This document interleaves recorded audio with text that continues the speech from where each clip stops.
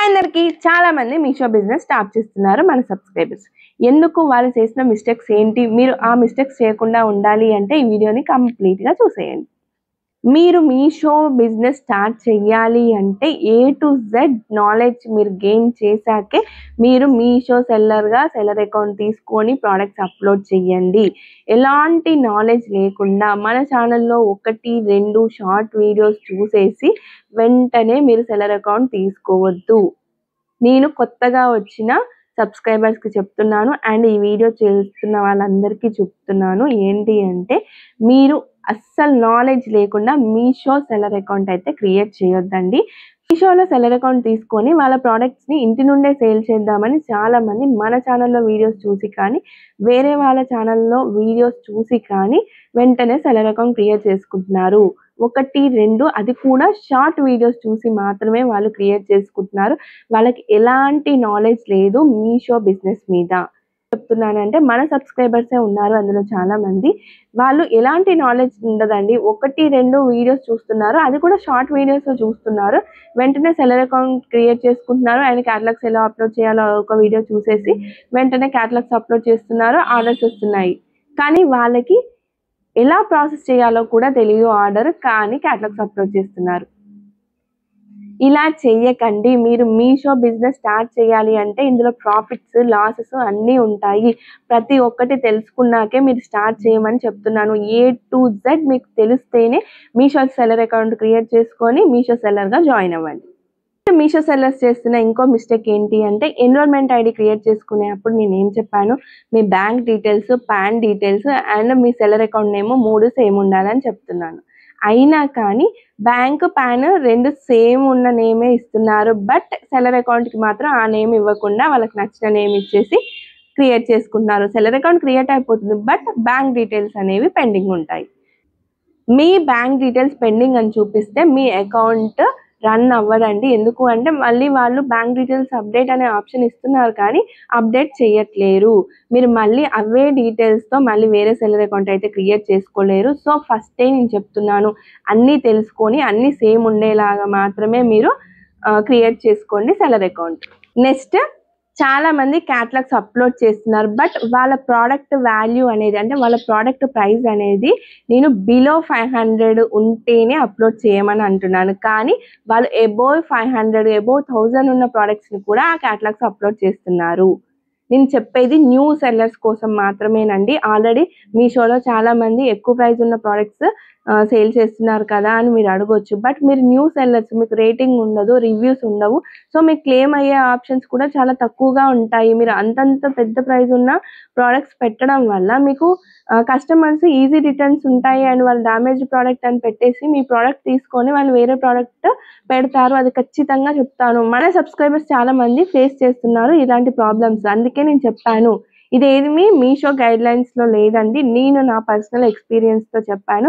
మీరు మీషోలో సెల్ చేయాలి అంటే మీ ప్రోడక్ట్స్ న్యూ సెల్లర్స్ అయితే కనుక మీరు బిలో 500 ఉంటే మాత్రమే మీరు అప్లోడ్ చేయండి క్యాటలాగ్స్.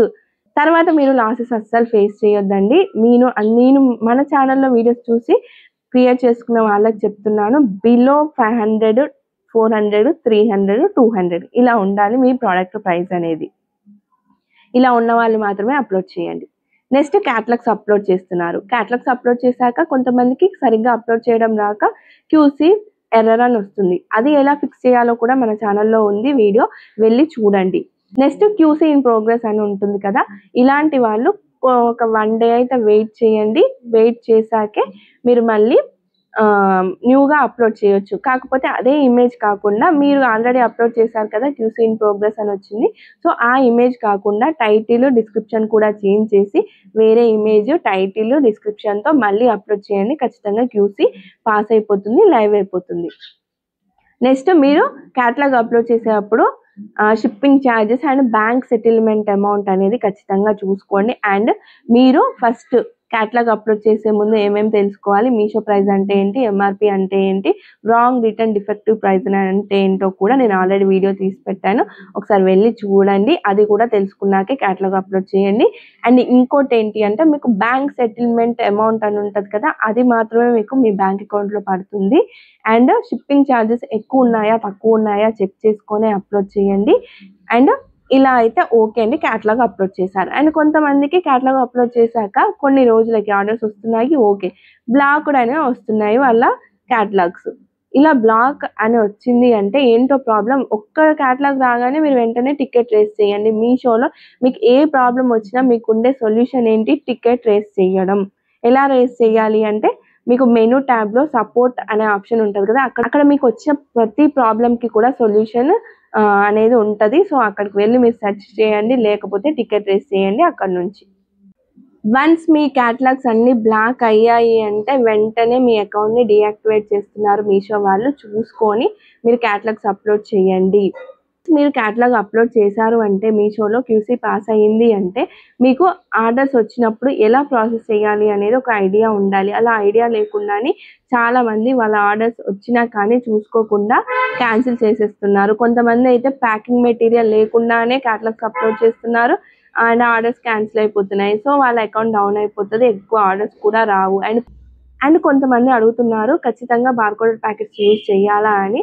అలా ఖచ్చితంగా యూజ్ చేయాలి అని ఏమి ఉండదండి, అది మీ ఇష్టం. అంటే మీషో వాళ్ళు నార్మల్ ప్యాకెట్స్లో పంపించిన, అంటే కొరియర్ కవర్స్ ఉంటాయి కదా, వాటిలో పంపించిన యాక్సెప్ట్ చేస్తారు. అండ్ కార్డ్బోర్డ్ బాక్సెస్ ఉంటాయి కదా, అందులో కూడా యాక్సెప్ట్ చేస్తారు. బట్ మన సేఫ్టీ కోసం, అంటే మనకు రిటర్న్స్ వచ్చినప్పుడు కానీ అండ్ మన ప్రోడక్ట్ వెళ్ళేటప్పుడు కానీ అండ్ క్లెయిమ్ అప్లై చేయడానికి కానీ ఎలాంటి ప్రాబ్లం లేకుండా ఉండాలి అంటే బార్కోడెడ్ ప్యాకెట్స్ యూజ్ చేయండి అంటున్నాను. మీరు యూజ్ చేయకుండా పర్లేదు, క్లెయిమ్ అయ్యేటప్పుడు మాత్రమే కొంచెం ప్రాబ్లం అవుతుంది.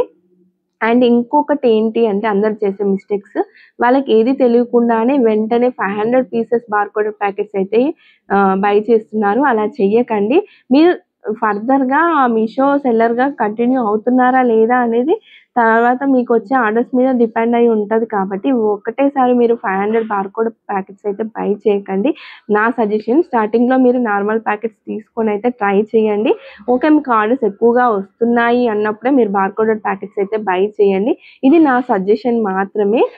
ఎందుకు అంటే మీకు ఆర్డర్స్ ఎక్కువగా రాకపోయినా అండ్ మీకు లాసెస్ వచ్చినా కానీ మీరు వెంటనే మీషో బిజినెస్ స్టాప్ చేయండి అన్నాను కదా, అలాంటి టైంలో ఈ మీషో బార్కోడెడ్ ప్యాకెట్స్తో మీరు వేరే బిజినెస్ చేయడానికి ఉండదు, అంటే కొరియర్ పంపడానికి ఉండదు.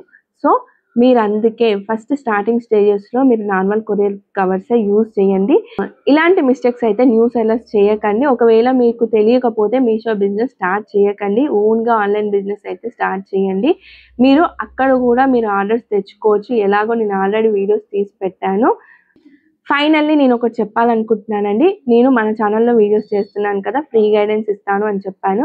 చాలామంది కాల్స్ చేసి మన వీడియోస్ చూసే వాళ్ళు సెల్లర్ అకౌంట్ తీసుకున్నారు అని చెప్తున్నారు. అండ్ కొంతమందికి బాగానే ఆర్డర్స్ వస్తున్నాయి, బిజినెస్ కూడా బాగానే ఉంది అన్నారు. కానీ కొంతమంది గురించి చెప్తున్నాను, వాళ్ళు 1-2 వీడియోస్ చూసేసి సెల్లర్ అకౌంట్ క్రియేట్ చేసుకొని క్యాటలాగ్స్ ఎలా అప్లోడ్ చేయాలో తెలియకపోయినా కానీ అండ్ కంప్లీట్ ప్రాసెస్ అనేది వాళ్ళకి తెలియకుండానే వాళ్ళు స్టార్ట్ చేసేసి మన ఛానల్లో వీడియోస్ చూసి వాళ్ళు లాసెస్ ఫేస్ చేశాము అని అంటున్నారు. అందుకే అండ్ వాళ్ళు ఎలా మాట్లాడుతున్నారంటే ఏదో నేను మీషో కస్టమర్ కేర్ మెంబర్ లాగా మాట్లాడుతున్నారు.